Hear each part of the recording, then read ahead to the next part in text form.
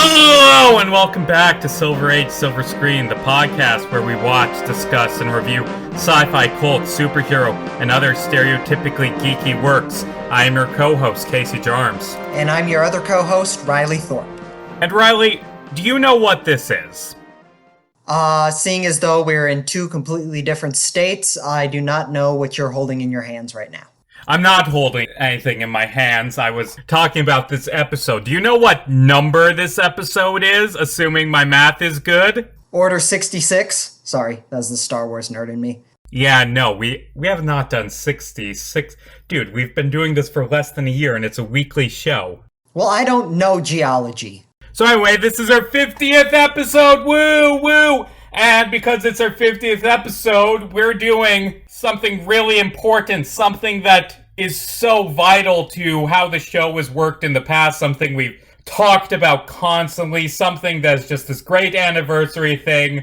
We're doing Street Fighter. I only realized as I was getting set up today that this was episode 50. We do have a 1-year anniversary thing planned in a few weeks, but yeah, we're doing Street Fighter. Yeah, the movie that, if you've been following along, has kind of been the butt of a lot of jokes I've made, so this is going to be fun.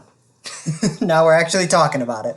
That great movie based on Street Fighter 2. Not Street Fighter, mind you. They do, in the opening credits, say, based on Street Fighter 2. Which, I mean, it is. Street Fighter 2 is where they introduce, all the characters in this film, and that's the one that everyone played, but still, that's weird. Yeah, there is an animated series of Street Fighter, but it's not called Street Fighter, it's Street Fighter 2, the animated series. Wait, seriously? Yeah, it's weird because, I don't know about you, Casey, but I have no connection to the Street Fighter series. I've never played the games, I don't know much about the characters apart from the skits they did on the Pete Holmes show. Yeah, that's a deep cut right there. You ever heard of the Pete Holmes show, Casey? Maybe, I don't know. He's a comedian, Pete Holmes. He has a new show on HBO called Crashing. He had a show 10 years ago where he did this thing called Street Fighter Red Tape, where he plays this financial advisor, office guy organizing the Street Fighter tournament, and he's meeting with all the characters, and it's just a funny skit series. And that's my experience with the Street Fighter series before this movie. Oh wait, Pete Holmes, he was in the College Humor Batman stuff. I know who that is. Yes, that's him. He had a show for a season. Kind of half skit comedy, half interview. He had some pretty big names on there like Bill Burr, Bo Burnham, Patton Oswalt. Anyway, I feel like we're getting a little off topic here. Yes, I'm sure that the audience is just enthralled by this discussion of a skit comedy show that one of us hasn't seen. And the one that has seen it barely watched it. So anyway, Street Fighter. I've never played the games, but also Street Fighter 2 is one of the most famous video games ever, so I know who the characters are, I've seen them before. I know that they're not this. I know that Ryu and Ken are supposed to be these honorable martial artists, and in this, they're just a pair of con men, and Guile's the main character for some reason, and Dulcim is a mad scientist, and Chun-Li and Honda and Balrog are reporters. It's a weird movie. Yeah, it was written and directed by Stephen E. D'Souza, and this was very much so a product of the video game adaptation curse, where the studio just says, fuck it, let's make a movie and throw a bunch of characters from a video game into it, and hopefully we'll have something that resembles the video game. Well, surely it would have been the most incredible, well-written movie when you have the guy best known for writing Commando and Judge Dredd on the helm. He made Running Man and Die Hard, so. But also the Flintstones. Now that you say it, this movie does a lot remind me of Judge Dredd with Sylvester Stallone. So, I can believe that. But that's not a good movie. No. This movie is starring the iconic, incomparable Jean-Claude Van Damme as the lead role, Guile, and the villainous presence in this film, M. Bison, is played by the incredible Raul Julia, who, believe it or not, we're going to talk a lot of shit about this movie, but did you know that he was nominated for a Saturn Award for his performance in this? And I mean, to be fair, the Saturn Awards, they aren't as prestigious as the Oscars. There's a lot of very questionable Saturn Awards over the years. But at the same time, Raul Julia is great in this. Yeah. He is just so hammy, comedic, over the top as this ridiculous cartoon dictator trying to take over the world who likes beating people to death with his bare hands. Like, Raul Julia is great in this. And also, this was his last performance. He did it while he was dying, I believe, from cancer because he wanted something his kids would like.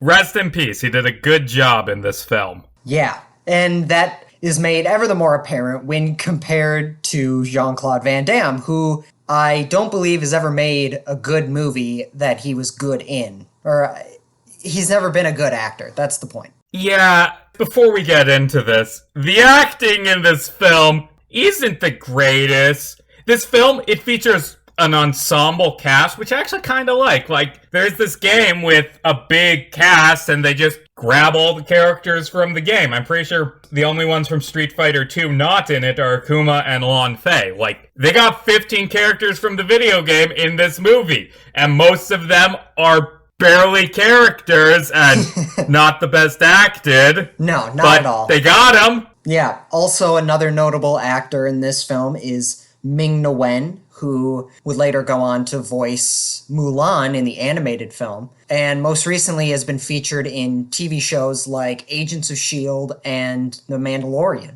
And she's a good actress. She's the only good actress in this movie. Ming-Na Wen as Chun-Li is the only good performance in this movie. I mean, Raul Julia gives like a so bad it's good over-the-top campy performance, and to a lesser extent Jean-Claude Van Damme does. But yeah, Ming-Na Wen's the best performance. Oh yeah, absolutely. Not that that's really giving her a compliment, considering certain characters who we'll get into.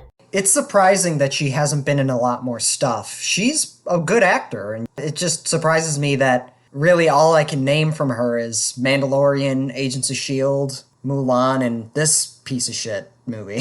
So there's a lot of other actors, but those are the ones that really I recognized and are of worth note to me. This movie came out in 1994 and had a $35 million budget. So clearly this movie had some money and some talent, I will say. I mean, Raul Julia and Ming-Na Wen are great actors. Steven de Souza had done action movies before. Some of them were good.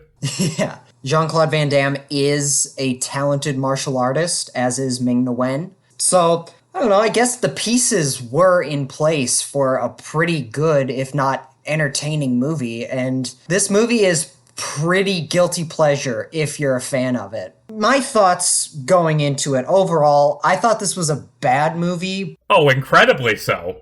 It's very, very bad. But it's fun. Yeah, exactly. Like, I had a lot of fun watching it. There were a lot of scenes where I was laughing, which is interesting because I'd never really thought of Street Fighter as a comedic series. It is a lot of fun, and there's a lot of enjoyment to be had, but at the same time, it's not a good movie, and that's what we're here to talk about today. This film begins in the fictitious Southeast Asian nation of Shadaloo, which in the games is just M. Bison's organization, but now it's the country that he's in charge of. Whatever. The evil dictator, General M. Bison, has taken over the country, and the allied nations, who are not the UN, what was this UN you speak of? Their logo isn't just the UN logo with an A instead of a U. The allied nations have come to retake Shadaloo from this evil general, and leading their forces is Colonel William Guile, played by Jean-Claude Van Damme. The film opens with this massive, massive exposition dump from Chun-Li the reporter, not Interpol agent for some reason, as she is just describing all of this film's backstory and how M. Bison has taken a bunch of people hostage and is demanding $20 billion in 3 days or I'll kill the hostages. And then Guile just grabs the mic and goes on camera and says, M. Bison, I'm gonna go kick your ass! God, what an opening. You know, what was really funny for me, not making fun of accents or people being from other countries, but Jean-Claude Van Damme is from Belgium. And really early on in this movie, it clicked with me. He has the same accent as Tommy Wiseau from The Room fame. And that's all I could picture throughout the rest of this movie. Yeah, Jean-Claude Van Damme is very clearly not playing an American character, and that's fine. But also, like, his organization is shown to be, like, international, like his two actually, no, they made T-Hawk American for some reason. But, like, his assistant, Cammy, is English, and another person who was created for the movie is Japanese. Like, they could have just had Guile be Belgium, but no, he isn't, and we get that wonderfully American accent. Yeah, it's made very clear early on in this movie, just the sheer quality of acting that's going to be put in this movie. It's not very high. Let's be real. It's not very high, but there's part of me that feels, having watched it, I'm like, I feel like they knew what they were making, you know? Like, it's Street Fighter, you know? They weren't trying to make this great, excellent movie, so they're just hamming it up and making it as balls to the wall entertaining as possible. And in some aspects they succeeded, but in others they miserably failed. And speaking of hamming it up, M. Bison, like, has his satellite hack the television broadcast so he can just tell Guile, like, ooh, I await our fight! I'm gonna kick your ass! No, I'm gonna kick your ass! And then he executes a couple hostages who are actually soldiers by just punching them with his bare hands. Yeah. Doesn't he snap their necks? He's like, you're soldiers, you want to fight me, right? They throw one punch, he grabs their neck and snaps it and goes, next. There we get arguably the best character in this movie, Carlos Blanca, who apparently is like childhood best friends with William Guile. And for that reason, M. Bison decides to experiment on Carlos and turn him into the iconic green-skinned electric monster that is in the games, that being Blanca. And I mean, that's combining the backstories of two different characters, but hey, I don't know, giving main character and another character backstory connection isn't bad. And I'm sure that after Dulcim experiments on Blanca and makes him into his game counterpart, he will look amazing. Mm-hmm. Yeah, absolutely. Not like they smeared human feces on his face and painted it green. Not at all. No. This is a bad adaptation of Street Fighter. If that hasn't been clear, let's get that out the gate right now. Blanca, he fell into a pool of electric eels or whatever when he was younger. Yeah, like, I think he's just some random guy from Brazil who has green skin and electric powers. At least in the games, and don't quote me on that. But yeah, they changed a lot of backstories. Like, Cammy isn't M. Bison's daughter in this. Chun-Li's a reporter for some reason. We'll get to Ken and Ryu. Oh yeah, and I get the idea that they wanted to combine two characters' backstories, because I mean, they have like every single Street Fighter 2 character except for a few in this movie. There's like 15 heroes or characters in general. Like, you get everybody. So I get that they want to save time and budget. Although, I'm gonna be honest, it's cool that they have so many characters. Most of these characters are pointless and just have like one or two lines of characterization. For instance, T-Hawk, who's like the Native American dude from Street Fighter who has that move where he grabs people and like slams them down. Do you know what his characterization is? He fights alongside Guile for most of the film, and as they're going into the final battle, he puts on the headband, and Guile's like, why are you doing that? Because I am a Cherokee, and we do this before we go into battle. And that is his characterization. All of it. I do give the movie props to an extent in that all of the characters are cast in their appropriate race. Ah, shit, you're right. Like, we've done so many Hollywood adaptations that just get rid of characters' race. But yeah, I'm pretty sure you're right. Yeah, because, I mean, Ryu, Chun-Li, they're Asian. Dulcim is Indian. Balrog is black. DJ is Jamaican. T-Hawk is cast as a Native American actor. Actually, wait, there is one slight change. They made Honda Hawaiian instead of Japanese. Yes, that and M. Bison, from what I understand, his backstory is It's not explored from what I understand. I could be wrong on that. I don't know the characters, but M. Bison in this film is the leader of this Southeastern Asian country with a lot of non-Southeast Asian people in him. Just throwing that out there. But Raul Julia is Puerto Rican. So apart from E. Honda and M. Bison, which at least they're not cast as white people, you know? Also, this is a thing towards Street Fighter, but why do they do that with names? Like E. Honda, M. Bison, like why is it just first initial, last name with so many characters? That's weird, right? Yeah, it is. But I do give the film credit. For the most part, all the actors are cast in the appropriate race and nationality that they are, say for M. Bison and E. Honda, who are changed, but at least they're not whitewashed, essentially. And honestly, wow, we've seen so many films that just whitewash characters that is a thing we are praising. Like, that isn't a thing that we should have to praise. That should be expected. To not write out all the people of color in your movie. Exactly. So I do give them credit. That said, the way they portray some of these characters is horrendously not game accurate. Like Dalsim, you know, the master of yoga, that's a superpower. He's a master of yoga. Yeah, he's so good at yoga, he can, like, shoot out fireballs. And teleport himself. I gotta start doing yoga. Note to self, remind me to try crack. Anyway, Dalsim in particular is like the worst example of that because he's just some doctor.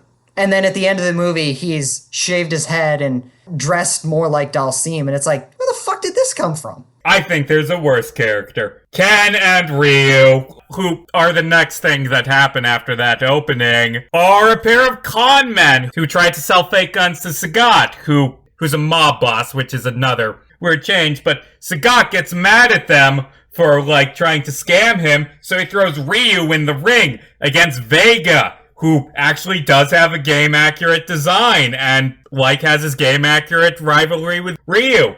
And we're gonna get this cool fight, and right before they can punch each other, Gal just drives through the building in a tank to arrest anyone. It's a miracle he didn't run over anyone in that massive crowd of people. Yeah, I know, right? I mean, like, so much for subtlety. And you didn't think there was anyone behind that wall you were about to burst through with a giant fucking tank? But yeah, he's like, you are all under arrest. We don't get that fight. That iconic Vega and Ryu rivalry. Nope, don't get that. Anyway, Guile, after seeing Ryu and Ken win a prison fight, comes up with the plan to have them infiltrate Sagat's organization, because Sagat sells guns to M. Bison. So he secretly allows Ryu to steal the keys, so Ryu can take off his cuffs while he's still in the prison. Like, that's such a dumb scene. They're, like, being transported out of the prison, so they take off their cuffs and steal the truck and drive it through the fence as they're being shot at. Couldn't you have waited like 20 minutes till you were away from all the soldiers? Whatever. During that scene, one of them, I think it was Ken, ends up shooting and killing Guile. Wink, wink. I mean, obviously, they're going to kill off Jean-Claude Van Damme. Obviously. I mean, that's what they're going to do, right? You're going to kill one of the biggest action stars at the time. The half hour into your movie, of course that's what you're gonna do. But then, at the same time, Chun-Li places a tracker onto the truck that's driving away. And from there, M. Bison and Dalsim are experimenting on Blanca, filling him with chemicals and the images of all the worst things in the world, turning him into a supervillain. Yeah, that's how brainwashing works. You just show images of people dying, and that will make you evil. And when Dalsim turns on M. Bison, he just replaces the footage of people being murdered with footage of puppies and kittens and MLK. And that makes him good. Because movie logic. This is a very smart film. From there, Chun-Li sneaks her way into the mortuary after we get a scene of M. Bison mourning the death of Guile, because Guile was his number one adversary, and it's a shame that he lost his greatest foe to such a lame way. And he gives a pretty cool monologue about how, well, first he explains how all fast food chains want to be a part of his new dictatorship, totalitarian state. And then he gives a pretty over-the-top, cheesy monologue about how he wants to take over the world in order to protect it. And that was fun. Chun-Li ninjas her way into the mortuary where she finds out that there's another tracker on the truck that Ken and Ryu stole. And she finds... I gotta stop myself from laughing at this. She finds Guile's dead body under a blanket. And then out of nowhere, Guile just sits up because he was waiting for her the entire time under a blanket. Who knows? He could have been sitting there for hours. Yeah, what the hell was that? Like, you're planning an invasion in 2 days. You got more important things to do than taking a nap in the morgue. Yeah, under a blanket of all things. You're gonna suffocate, dude. That's how that happens, right? I don't know. Yeah, from there, he has her thrown out, but she escapes. M. Bison holds a big festival just out in the open. Like, he spends most of the film hiding in the secret base that they can't find, but also, he just has this big party in the mountains where a bunch of people who aren't part of his organization come to. I feel like that would be a way you could track him, whatever. By the way, he holds this festival and meets with Sagat and Vega and Ryu and Ken. And he buys Sagat's guns using money he printed with his face on it. And Sagat's like, but this is worthless! I wanted real money! Oh, it will be real after I kidnap the Queen of England! Oh god, I love how cartoonish M. Bison is. Now that's a movie I'd love to see, M. Bison kidnapping the Queen of England. I'm not saying I want any harm to befall the Queen of England, I'm just saying that's a movie I'd like to see. Maybe, what's her youngest son? Prince Andrew? I don't know, that guy's a piece of shit.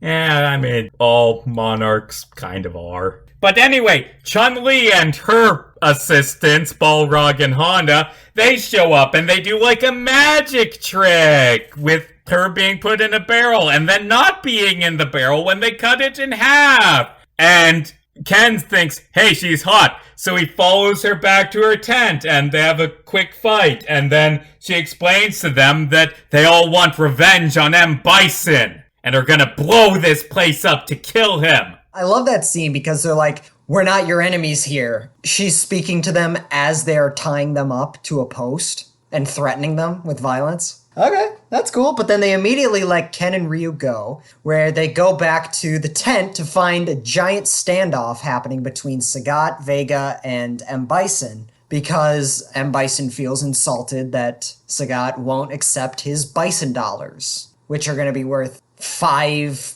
British $1, whatever. That's not important. Yeah, 5 pounds to 1 M. Bison dollar, he's decided. I mean, I'm pretty sure if you're trying to set up a real nation with real currency, it fluctuates a lot based on the strength of your economy. But yeah, just say, these are worth this much money, I have decided. Right, of course. Something tells me that this guy wouldn't be a good leader. Oh, yeah, no, I mean, waging a civil war, holding hostages, killing lots of people, you know, I don't know, it sounds like a leader to me. I mean, I don't know. I mean, to be fair, he is very cool. Yeah. I mean, have you seen that cape? Have you seen when he, like, furls it and, like, throws it behind him? God damn. I want that cape. And that hat? Dude, come on. I wonder, in-universe, does he realize he looks like a Nazi? I don't know. I don't think he cares. He's too concerned with himself. But, yeah, from there, the TV turns on, and it's revealed that Chun-Li, Honda, and Balrog have laced a truck filled with guns with a bunch of explosives, and they take off the parking brake, and it rolls down the hill towards the tent. And Zangief, who's a new character, that, well, he's been in the movie, but he doesn't have many lines. He's just a dim-witted minion of M. Bison's who has the funniest lines in the movie. He's watching the TV, and he goes, "Quick! Change the channel!" This movie, it is, at moments, kind of funny. Like, for instance, earlier, Ryu was giving this monologue about, Ken, we can't just keep being thieves. We need to become heroes and take down M. Bison. And as he's giving this, you can just see Ken walking away because he does not give a shit. Yeah, there are some pretty well-done moments of comedy in this movie, surprisingly. Although, speaking of Ken and Ryu, most of the actors in this movie aren't great, but Damien Chapa and Byron Mann are both just awful in this movie. And it's made worse by the fact that they're always together. Like, Ken and Ryu's actors cannot act. Oh god, they're bad. Yeah, especially Ken. Like, I thought he was the worst character in this entire movie. Like, it almost feels to me like they were trying to make him the comic relief, but every single joke he says fails. Like, there's a lot of jokes that fail in this movie, but every line out of Ken just falls flat. And after that, I was like, yep, he's the worst character. And, like, in the climax, like, he sees Ryu's in danger, and he's like, no, Ryu, get out of there! And, like, ooh, man, I can tell you're feeling really emotional. Fantastic acting. Although, actually, correcting myself, it is not Ryu, it is Ryu. He's always called Ryu, not Ryu. Whatever. It's like Ra's al Ghul or Ra's al Ghul. I kind of go back and forth. God, that one... I hate that so much. That's the worst thing in Batman Begins. It seems like such a minor thing, but every time I hear it, it's like nails on a chalkboard. So, the tent explodes, and no one was hurt, but M. Bison is mildly inconvenienced, and he orders all of his troops to capture Chun-Li and her crew, and then in the next scene, they're immediately caught. So, that's fun. Yeah, just bring them back to your base. Sure, why not? Hope they don't have any trackers on them. Nope, not at all. M. Bison takes Ryu, Ken, Chun-Li, Balrog, and E. Honda to their base. Ken and Ryu are his guests. He has Balrog and Honda to be tortured, and he sends Chun-Li to his quarters, where he's gonna try to spit game. It's really uncomfortable. Although, to be fair, in that scene, Chun-Li explains her backstory, that M. Bison murdered her father, and when she tells him this, he's like, yeah, I don't remember that at all. For you, the day M. Bison came to your village was the most important day in your life. For me, it was a Tuesday. It's the most famous thing from this movie because it's good. Oh god, that's such a good line. That line, I had to pause the movie. I was laughing so hard. That is the single greatest burn I have ever heard in a movie in my entire life. It's so good. For me, it was Tuesday. Like, that's it. God damn, such an uncomfortable scene. But god damn, is it so funny. And another scene that was kind of funny, but I feel like wasn't as funny as they were going for, is the E. Honda Balrog torture scene, where the guy starts whipping E. Honda with a cane, and E. Honda just doesn't feel anything. And, it's not going so well because E. Honda, being a sumo wrestler, he has trained his mind to prevent himself from feeling pain, I guess, which is fun. But then he has the open wounds from the caning on his back throughout the rest of the movie. I don't know if you noticed that, Casey, but he has open wounds the entire time. He and Balrog escape, and we cut to Ken and Ryu, who are given pretty relatively game-accurate costumes. I mean, they get their gis, but god, they just look so cheap. Yeah, very true. But it's more game-accurate than their characters, I guess, so... Yeah. And, by the way, it's such a dumb way for that scene to end. Like, Chun-Li, she attacks M. Bison and has the upper hand, and it's a pretty decent fight scene. And then her friends come in to save her, and that, distracts her for a second, so M. Bison just runs away.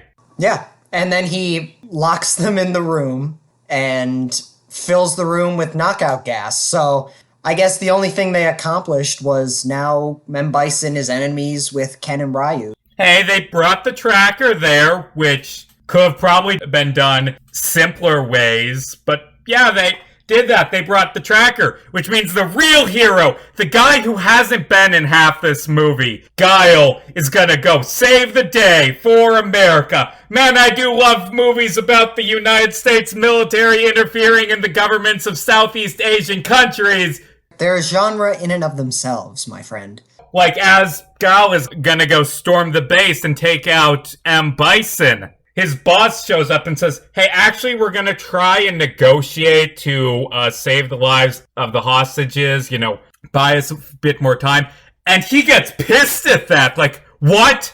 negotiating with the hostage taker to, like, get a few more hours of life for the hostages, try and negotiate with him, get a reasonable solution that will result in the hostages surviving. No, I want to personally punch him when there's only an hour left before he's gonna kill the hostages, cause I'm manly. Fuck negotiations to save lives. Gal's kind of a dick, I think. Yeah, I mean... I don't think the film thinks he's a dick, but there's like 3 moments where I'm just like, what the fuck, Gal? There's driving a tank through a crowd of people, there's angrily deciding not to negotiate when there's an hour left on the hostages' lives, and there's something coming up that I gotta rant about. But yeah, Gal's a dick in this movie.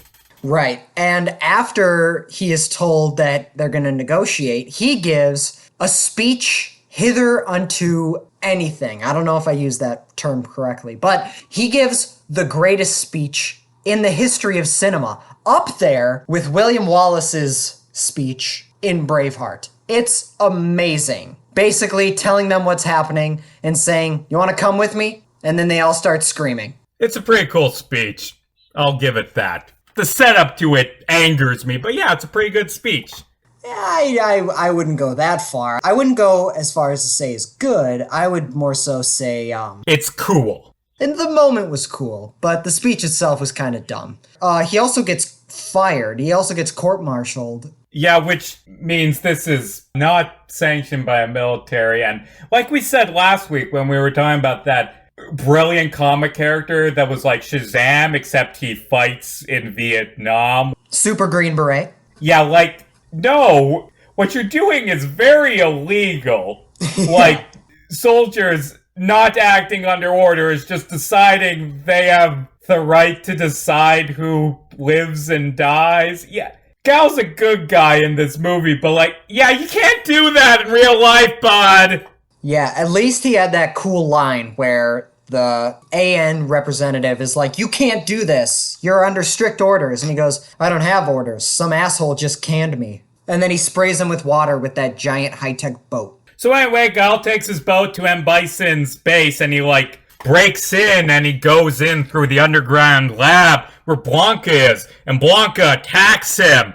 And then, like, has a breakdown because he realizes it's Gal. And he's like, I'm a monster. I know, buddy. Don't worry. The pain will be over soon. Cocking gun. Going to Meissen men him without any hesitation.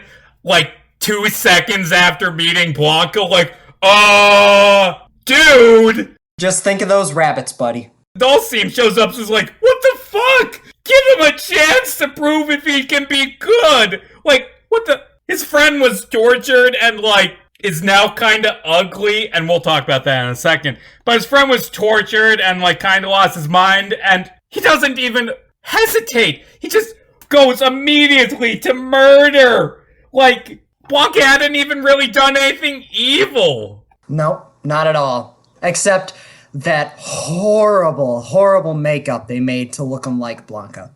Oh, God, Blanca looks ugly in this movie. I mean, I guess at the end of the day, how do you portray a character like that in a movie like this when CGI wasn't as great as it is today? I mean, all I can think of is from the Mortal Kombat movie. I don't know if you've ever seen it, but there's a part in it where the character Reptile is in it.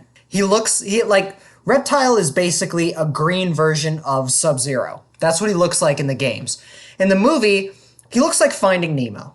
And he's just a generic reptile monster. So point is, that's the quality of CGI that would happen in a movie like this at this time. So I guess doing it practically is the better option. But at the end of the day, that same exact Mortal Kombat movie had a giant life-sized puppet Goro. And they could have done that here, but I don't know if the puppeteering would have been good because, you know, this movie's not good.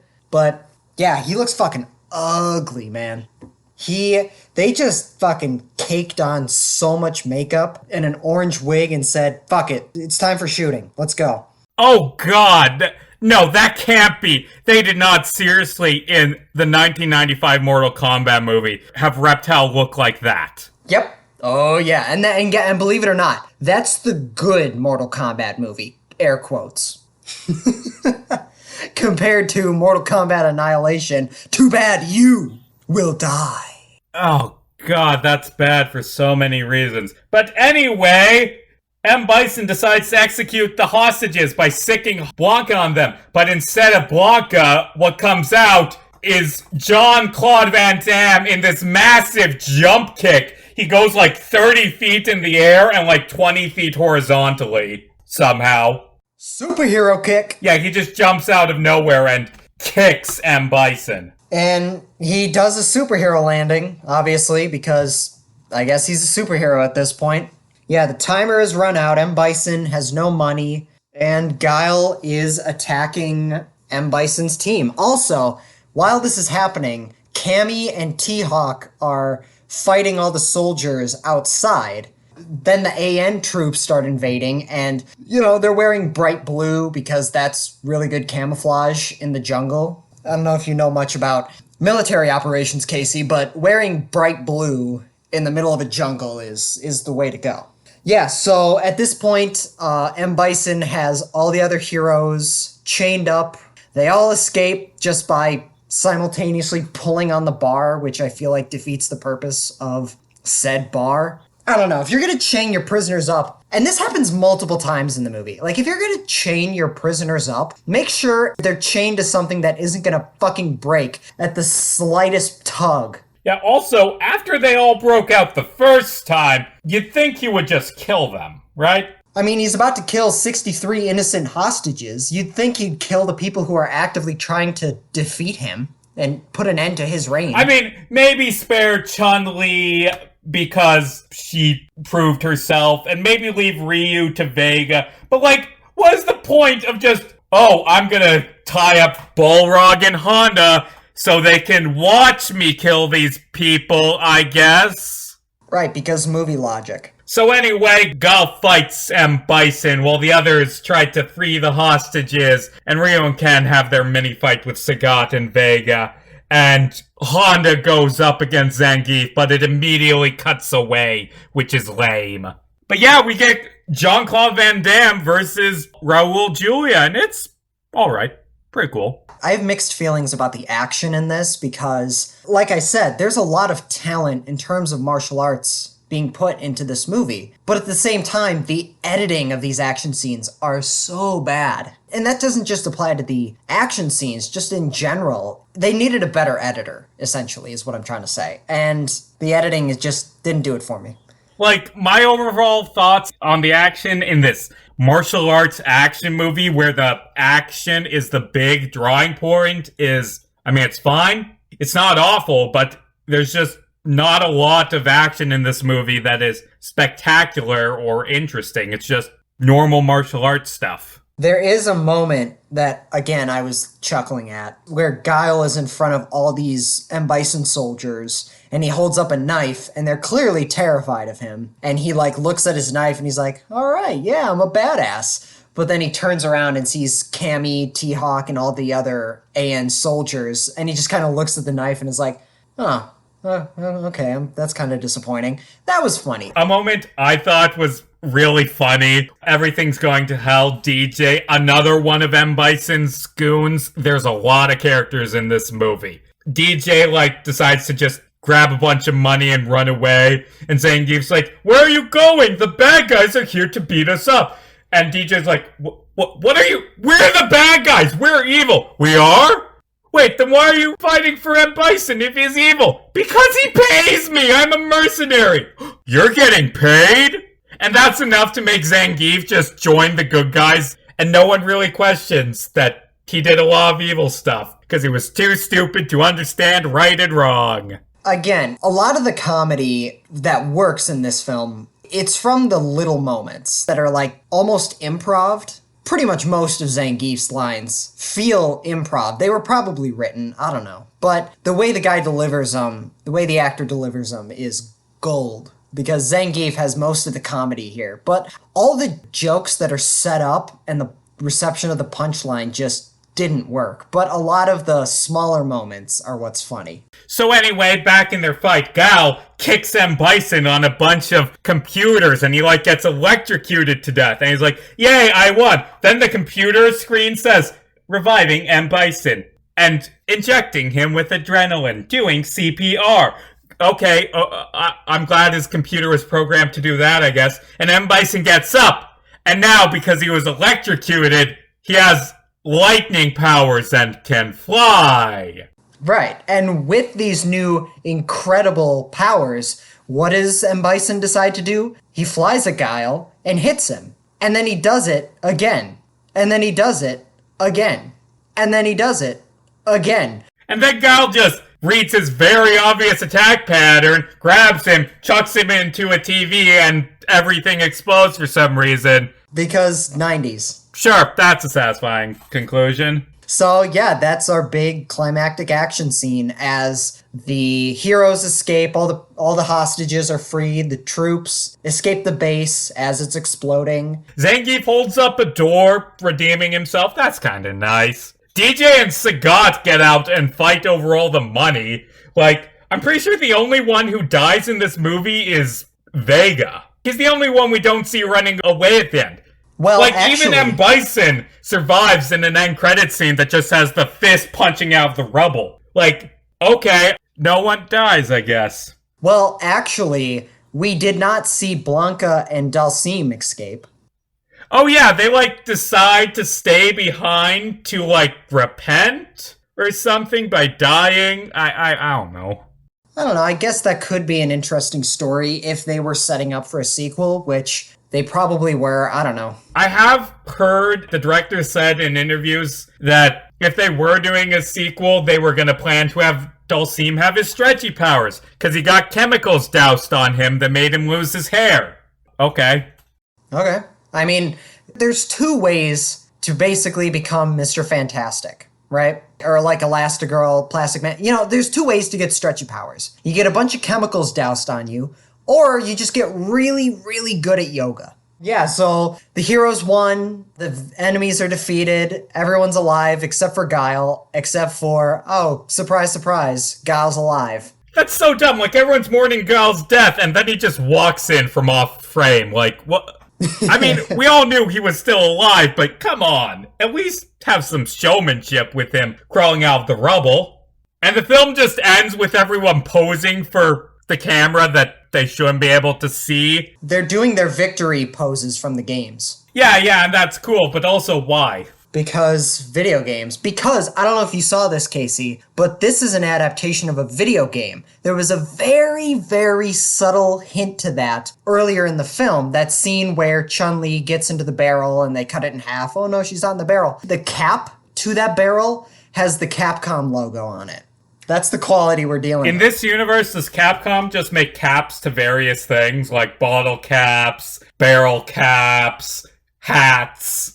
In this universe, Capcom is basically by and large. That's what I'm assuming. Also, DJ and Sagat, they open up the treasure chest that they stole from the exploding base and find out it's filled with M. Bison dollars. You know, I thought that was kind of funny. You know, it's like this stupid plot point, cheesy plot point that, I don't know, it just kind of came full circle to me. It was pretty funny. And also, Ryu and Ken are gonna fight with Guile now because they learned to be heroes. That was an arc. You'll notice how vital it was to the film because we didn't really talk about it. And that is Street Fighter. A lot of times, this is a very fun movie. Raul Julia's performance, a lot of the action, Zangief just being a moron. It's very fun. It's very lighthearted. But also, what we haven't talked about is a lot of it isn't fun. The plot of this movie is dull. Most of the characters are pointless and don't really have either good performances or good writing or good arcs or either. It's not a great film. It's a film that's occasionally fun. It's a Jean-Claude Van Damme movie is what you're saying. And I feel like I would probably hate this more if I gave a shit about Street Fighter. Right, exactly. I'm not a fighting games guy. Except Smash. I like Smash. Yeah, Yeah, me too. I feel like a lot of the filmmakers, they knew that this was what this movie was and what they were trying to go for. Part of me feels like that, but at the same time, I feel like a lot of times they failed at it. A lot of the actors, particularly Jean-Claude Van Damme and Raul Julia, they are hamming it up as hell. But the difference between the two is Raul Julia is a good actor, or was a good actor. Rest in peace. And Jean-Claude Van Damme, I felt like he was having a fun time making this. Like, he was just having fun. This is a video game adaptation. I'm kicking ass. Let's just have some fun. You know, he wasn't trying to take himself too seriously. And the moments he were really bad, particularly the part where he was about to kill Blanca, just out of nowhere. And that scene where when they were driving to M. Bison's lair, he's driving the boat and simultaneously watching home movies about his friendship with, I don't know, some people. Maybe it was Cammy and T-Hawk and Carlos. I don't know. But A, that's really unsafe because you're driving, dude. Don't watch home movies when you're driving. B, I feel like those two in particular, Van Damme and Julia, they knew what this was. It's just that Raul Julia is a much better thespian in that he knew exactly what he was going for, and he does this over-the-top, crazy, balls-to-the-wall, eccentric performance. And he, I think, was the best part. And also, Ming-Na Wen and the guy who played Zangief, they were also really good. But everything else is just kind of not good. Not even kind of not good, just bad. Also, it is worth noting for me that there's a lot of diversity in this Southeast Asian country, which again, I do appreciate the fact that they did properly cast the actors to play the characters according to their race. I give this movie props for that. We've talked about a lot of movies on this podcast that have done a lot of whitewashing and a lot of black face, brown face, yellow face, you know. So it's a breath of fresh air to actually have a bad movie that's like, no, they actually did kind of give a shit about that. But at the same time, there's a lot of white people in this Southeast Asian country. A lot of non-white people as well, but this is a very diverse movie, and I give it credit for that. But at the same time, it's a Southeast Asian country. There's a lot of non-Southeast Asian people. Well, hold on. Are any of the characters, besides so Chun-Li is from Shadaloo. I absolutely give them props for trying to make a diverse movie, but at the same time, there's a lot of really bad writing. Like, that's the thing, I don't know if we mentioned that earlier, but the writing in this movie is atrocious. At some points, it's very funny bad, and I understand why this would be someone's guilty pleasure movie. I don't know, it's fun. It is fun. It's stupid fun, but it's fun. What score would you give it based on that? Honestly, I'd probably give it a 5 out of 10. There is some to like about it. There's a couple really good performances, a couple really good moments. It's a fun movie, and I feel like at the end of the day, the worst thing a movie can be is boring. And this movie wasn't boring, but at the same time, it wasn't good either. So 5 out of 10 for me. Yeah, I give it 7. It's not a good movie. It's a movie that has a few small things I enjoyed. At the very least, it's better than the other Street Fighter movie.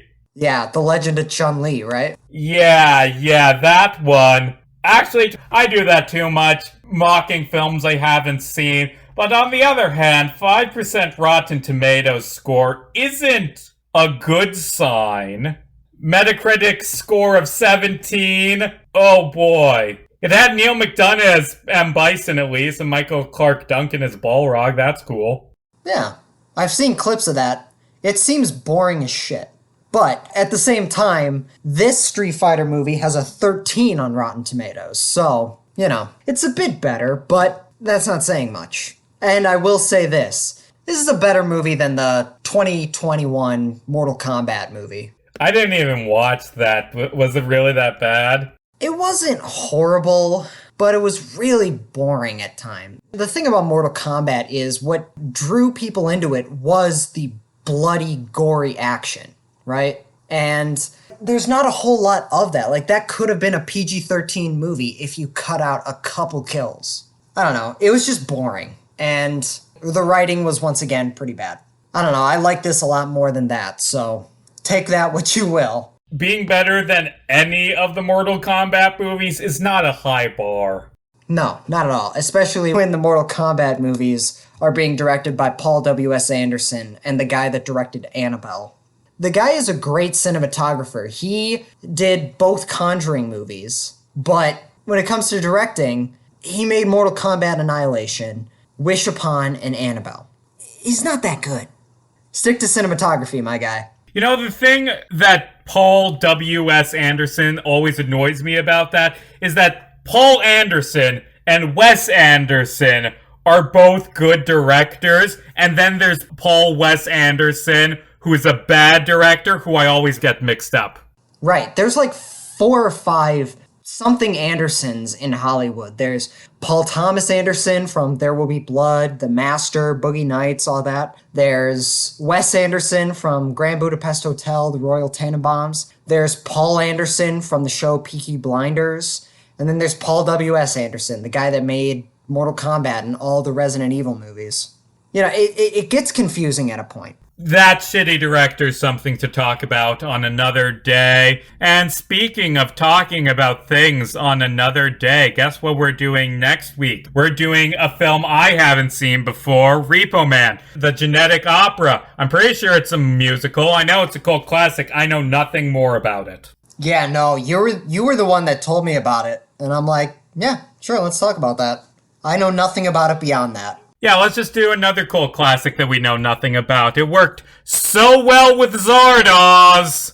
Of course. Who can forget Zardoz? By the way, we'll be doing that next week, assuming we don't get scammed into selling all of our guns for bison dollars. Riley, where can they find this show?